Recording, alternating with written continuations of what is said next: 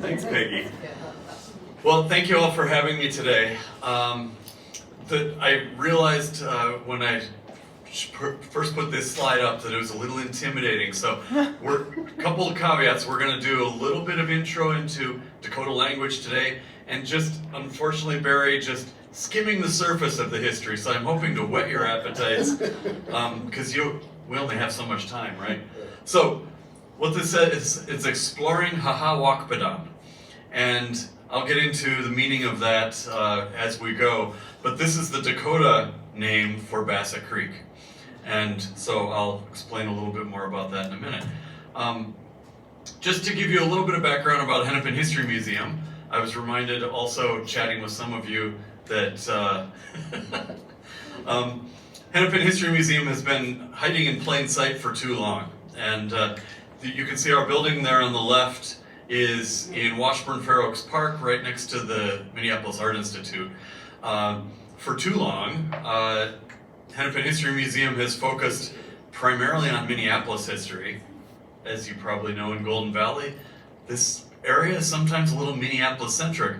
But also, as things have developed over the last 60, 70 years, almost every city in Hennepin County has its own historical society, including Golden Valley. And so, my goal now is to deal with, yeah, I'm fine. You can see me. My goal is to get out and about more, do events like this, get to know more people, and learn history across Hennepin County and not just in Minneapolis. As it says here, this is our mission statement. We preserve and explore history, and that word explore is intentional. In past, we've used words like share or interpret or present, and we see it more as a co-product these days. So we're exploring history with people, and so I'm here actually to learn as much from you as you are to me, if that's possible, if you're willing to share. And then we're creating spaces. So we've got our museum down in the Whittier neighborhood of Minneapolis, but we try to create places all around the area for people to tell their stories. So another way of putting it is we're a local history museum, but we're not parochial. We're not just focused on our little corner of the world. And what I've been saying ever since I took this job is history doesn't respect borders. We're one of 87 county-wide historical societies. We used to be Hennepin County Historical Society.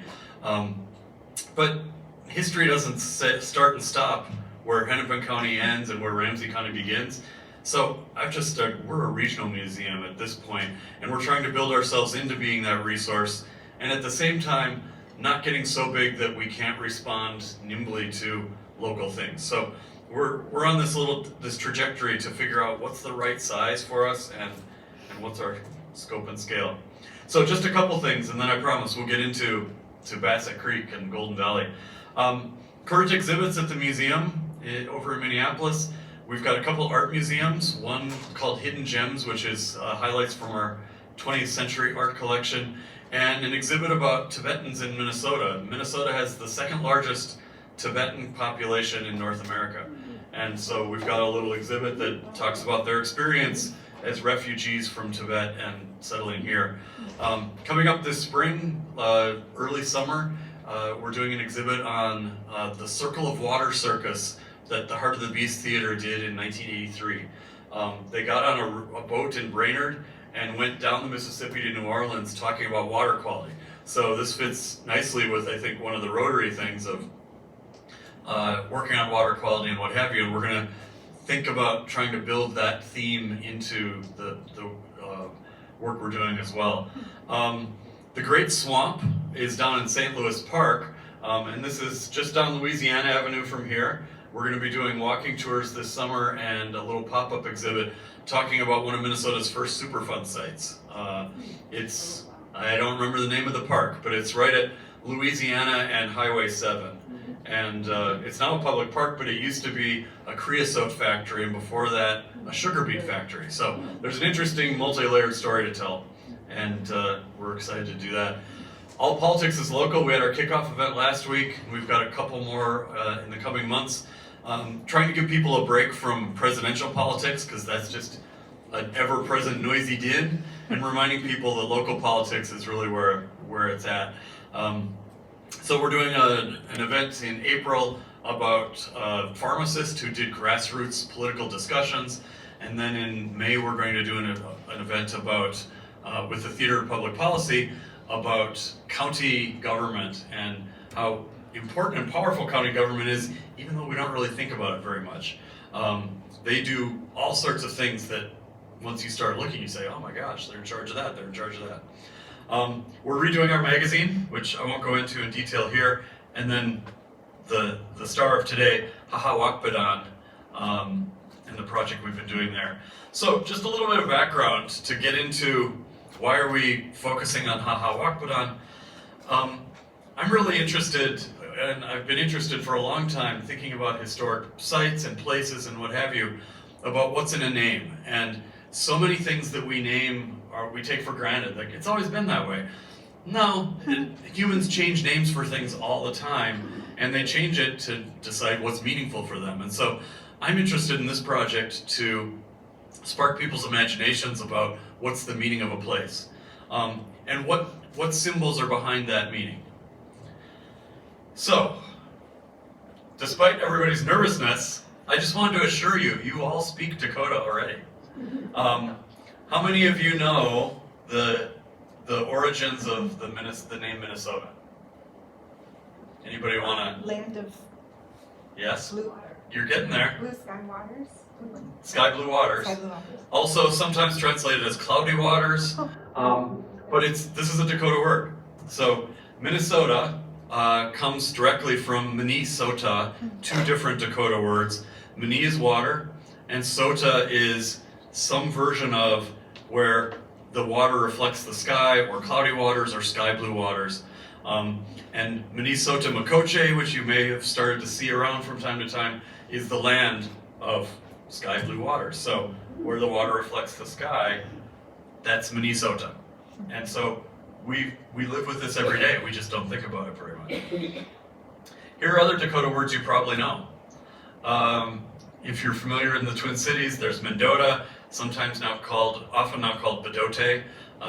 It's different dialects. Minneapolis is water again, but with the Greek polis for city. Chaska and Winona are firstborn children in Dakota families. Minnetonka, again, water, but in this case, large water. Shakopee is a name of a person in Dakota history, and Wayzata comes from Waziata, which means north. There are plenty of other examples around. I'm sorry to say Golden Valley does not have a Dakota origin. And I don't know, there's no record that I've found, and I haven't dug deep enough to say this with any certainty, what this specific area was called by Dakota people through many centuries. It does seem clear that there weren't active settlements here, at least in recent recorded oral history or recorded time, but so maybe it was just known as the area of Wakpadan. It's a little unclear, but when the settlers started coming in, there's a famous story. One of the first landholders said, "This is my valley, it's my Golden Valley," or something like that. So that's how it came about. A little side note into Minneapolis history, our next door neighbor here. And I wanted to do this to illustrate how things are fluid. The map on the left is drawn by one of the officers of Fort Snelling in the 1820s. So this is, east is up here at this point. So if this was oh no, I'm sorry. This is properly oriented, but the names are all kittywampus. In any case, you can see on the right, Fort Snelling, where, I'll just say right here, this is where Fort Snelling is. This is Pike Island, and these are the Minneapolis lakes.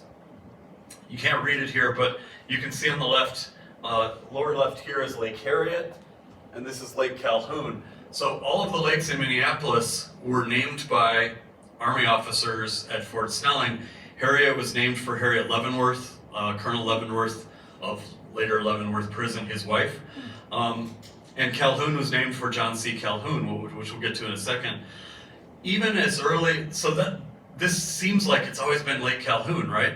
But that was only 1820 that it picked up Lake Calhoun, and then by 1900 there was a movement at the park board that was strong enough to rename Lake Calhoun Lake Mendoza, that it made it into one of the atlases of the time. It never officially got changed, but in this case, Lake Mendoza would be Lake of the Loons, is what Mendoza means. So it also underscores Dakota people are like all other people. Everybody calls things different things from time to time. It's not like for all time, over 5,000-10,000 years, how long people have been living here, it was always B'day-Makaska. It was sometimes, depends if there are loons there. I mean, there are all sorts of things that are complexities there. So, you're probably all aware that Lake Calhoun is now officially B'day-Makaska. I say this is good strategy because the folks, most of whom are pictured here on the right, who pushed this through and did all of the really hard political active work to make the change, took advantage of some good things. For one, John C. Calhoun was not a real nice guy, not really sympathetic to our modern values. He was Secretary of War, which is why the soldiers named the lake for him. But he was a South Carolina slaveholder. He was a pretty vehement one, he's not somebody that you'd really want to get to know if you're doing any Civil War history studies. So it's pretty, and look at his picture. I mean, now admittedly, I picked one of the more gruesome pictures of him, but you know, he's a stern guy. So Dakota, the Dakota folks were saying, all right, not only that, but the two women on either side of the sign. On the left is Carly Badhart Bull, I believe, and on the right is her twin sister, Kate Bean. They're descended from Cloudman, and Cloudman had a village working with Lawrence Tolliver, the Indian agent, on the west bank of the east bank of then Lake Calhoun. So these are Dakota folks saying, this is our homeland, we've got a connection to this lake.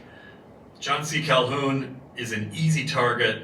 And there's a zeitgeist right now. There's a feeling of let's reclaim some names and some heritage and what have you, and they got enough things going to get it passed. When you look at the span of time, it was really hard for a lot of people to say, I can't let go of Lake Calhoun. It's always been Lake Calhoun. Well, it's only Lake Calhoun for 200 years, and in the span of time, 200 years isn't that much, folks. So. Going forward, I don't know where this is going to go, but I'm intrigued to watch it. This is St. Anthony Falls. We all know St. Anthony Falls. This is the falls before they became industrialized. The Dakota word for St. Anthony Falls is Owaomini, or curling water. So as you can see, the Dakota people name things for very descriptive of what they see, what they experience at this place. They don't tend to name things for people, as the white settlers tended to do. Is there a zeitgeist here for St. Anthony Falls becoming Owaomini? I don't know. It's been St. Anthony Falls a lot longer because Louis Hennepin changed the name or adopted the name for his patron saint in 1680. So you've got a few hundred more years of habit to get over. St. Anthony Falls is a big deal in Minneapolis, but also state history. If you've been tracking the change of the state seal and the flag and all that stuff, in all of the early state iconography, the St. Anthony Falls are front and center because it really did, it not only built the city, but it was a key part of the economic foundation of the state. But we've got a zeitgeist. Do we have the right one? I don't know. A key feature of Hahawakpa is this curling waters. So let me explain. Hahawakpa, Wakpa is river and Haha is falls. So this is the river of the falls. The Dakota have known for centuries that what makes this river special and what makes this river important is that waterfall. They weren't using it for industrial purposes, but they knew it was a place of power. So we've got a world-class, world-famous, James Beard winning restaurant called Owamni, which is pulling right from that name. The Friends of the Falls, which has been created to try to figure out what to do with the Locken Dam, has now renamed themselves Owamni Omani Okoda Yapi, which is Friends of the Falls in Dakota. So, I don't know, it'll be interesting to watch whether there's a trend. So that gets us to this part of the neighborhood.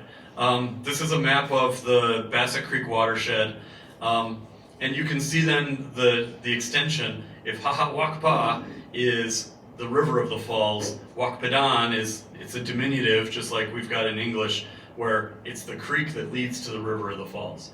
And of course, Bassett Creek dumps directly to the St. Anthony Falls area. So, we've been having a lot of fun the last couple of years, exploring, thinking about this history. How am I doing on time? Good. Okay. 15 minutes. Okay. And I do want to leave time for all of you to talk. Perfect. So, how did we get into this? Valley Community Presbyterian Church a couple of years ago did a land acknowledgement statement. And by the time they were getting to the land acknowledgement statement, they realized it's increasingly irritating to Native folks if you just acknowledge the land and you don't do anything other than just acknowledge it. There's a thing with some Native people, they'll come to a presentation like this, and if there's a land acknowledgement statement, they'll come up and say, "Here, this is a nice laptop. I acknowledge it's your laptop," and just walk away with it.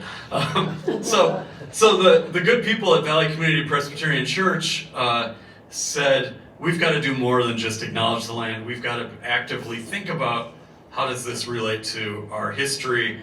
How do we improve the world a little bit? Acknowledging that we're on Dakota homeland. So they got an Arts and Cultural Legacy Fund and to do oral histories to document Indigenous experience in the suburbs. And it was, as far as we can tell, the first of its kind in the country. Everybody knows about American Indians living on reservations. Everybody knows about American Indians living in urban core. Nobody thinks that they live in the suburbs, but of course, people are everywhere. And so they found 14 people that grew up in Golden Valley, St. Louis Park, areas around here, or currently live there. Kate Bean, who I showed you before, she lives in Plymouth.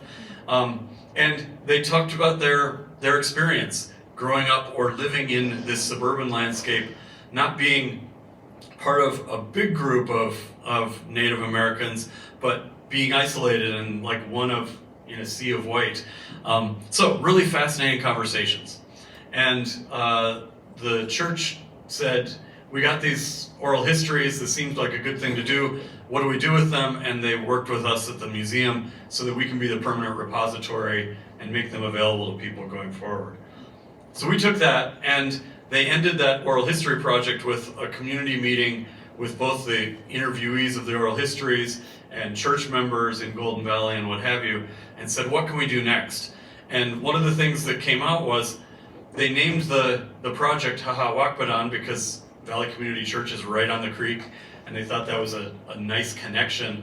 And we said, what else can we do? So we got a grant from the St. Anthony Falls Heritage Board to try to just play with this history a little bit and experiment and see where it would go. So we tried out the idea of a book club where we would encourage people to listen to an oral history, come to a group and discuss it. It had mixed views, like with all book clubs, does everybody read the book?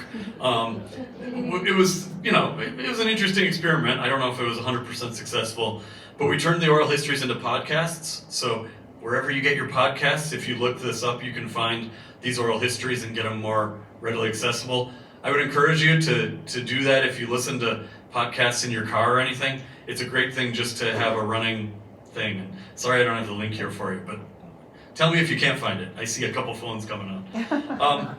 We decided we're not going all in on advocating a name change for Bassett Creek, but we wanted to test the idea and get people talking about it.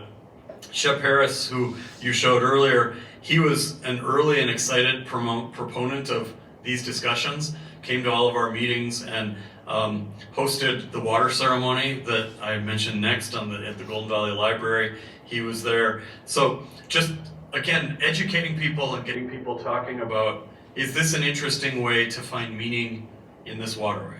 And then we did a walking tour to show where the creek used to come into the river, where it now does, because it's been moved around a lot and what have you.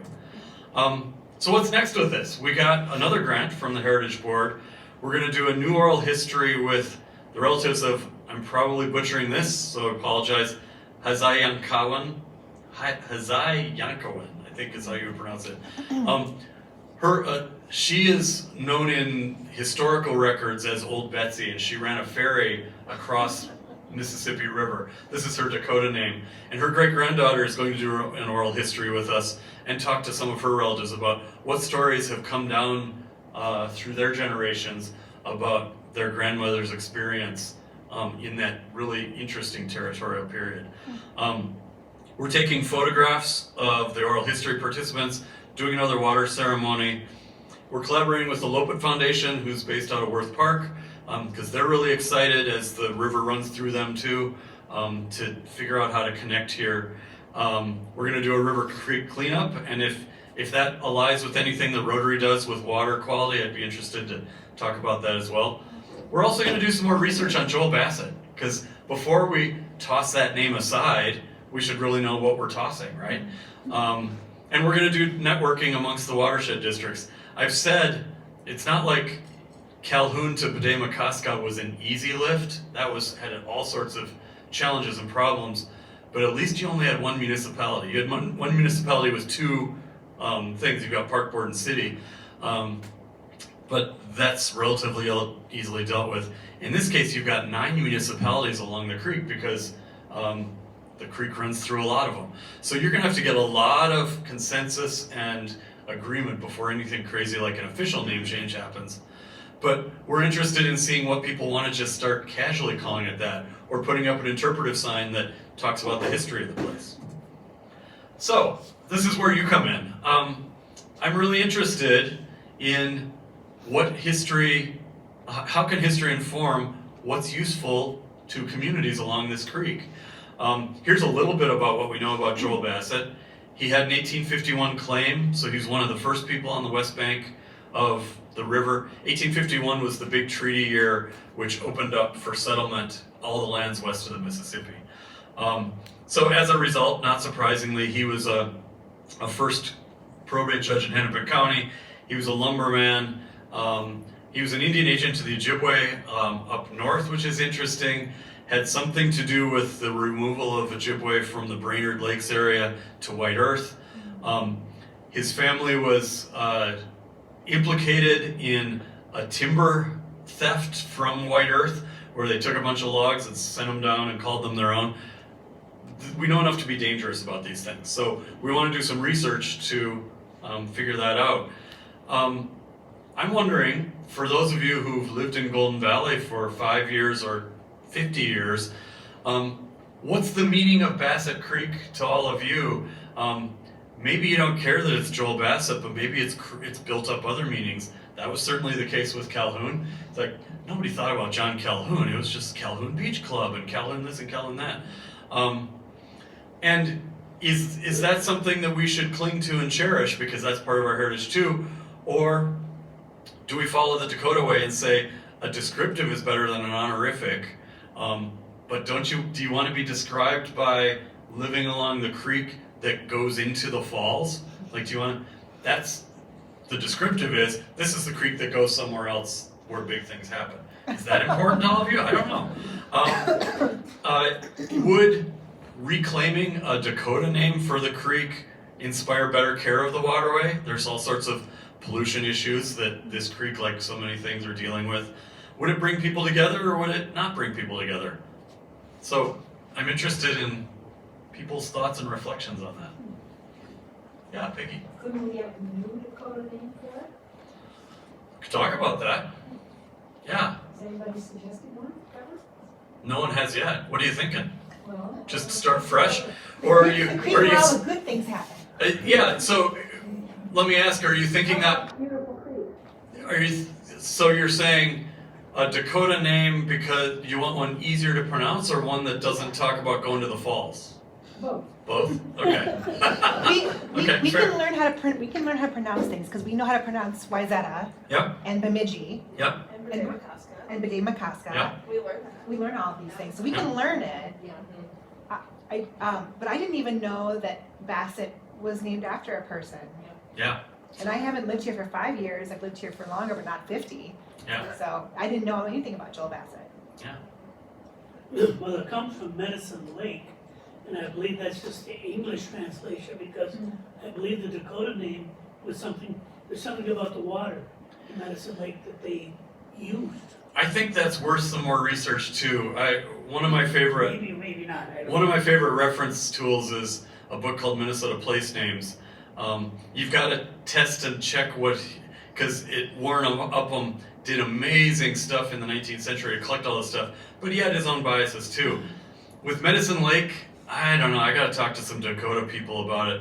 What Upham says is it was named because it was a reference to Dakota people calling it Medicine Lake because somebody was drowned there and they couldn't find the body. And he was saying medicine was a rough translation from, in Dakota words, mysterious. Oh. This all seems a little sketchy to me. Like, I want to talk to Dakota people because I don't think anything about medicine or mysterious turns into medicine. It seems weird. Yeah, I wasn't going there, but Yeah, but that's all. all I know is hearsay. That's the only historical record in writing in white terms that I've found. There's probably more. It's worth some research. Yeah. Yeah. Well, I have been here almost 50 years, but I've never lived in a part of Golden Valley that is close to the creek. So what I knew about it was we need Bassett Creek because we have such a high water table. We need water to drain into it so our basements don't flood. Yep. So that was mostly what I knew about it. I think kind of raising awareness that this is a recreation place that we could enjoy in our community, and even that it flows into the Mississippi. Yeah. Yeah. Awareness, I think, would be good. I'm a firm believer that geography is destiny. Just having spent so much time thinking about the falls and the river and the unique geology of the Mississippi River in the Twin Cities. But if you compare Bassett Creek to Minnehaha Creek, it's like night and day. Minneapolis buried Bassett Creek under pavement because that was all a big wetland area. It was all swampy and hard to build on, so they had to put fill in and then bury the creek. Whereas Minnehaha Creek happens to have high banks in most of its run, and so you can build beautiful houses next to that because they're not going to flood. So it's interesting how we relate to the water. And Yeah. can't you see Bassett Creek through a window in, it's down by the Crippen factory? Yes. Itasca building. Yeah, Itasca building? Yep, Yeah. I think that's true. Because the creek is underground, basically from International Market Square, is that I right? think that's right. Right around there, it goes underwater, so if you're in a canoe, you're gonna be in a sewer line for a long time before it dumps out into Mississippi, so. Yeah, so I got the 2-minute warning. Like I said, this is just gonna whet your appetite. Hopefully it's a little frustrating. Because there's more to talk about.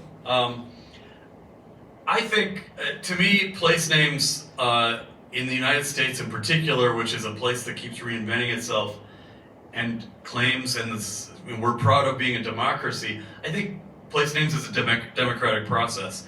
And so I think, like, one of the beliefs that we put together when we were doing our mission statement at Hennepin History Museum was history can unite communities when everyone's represented. So I'm just interested to get these stories out and get people talking to think about, can we come together and maybe come up with a new Dakota word or something like build some consensus in a democratic way to figure it out.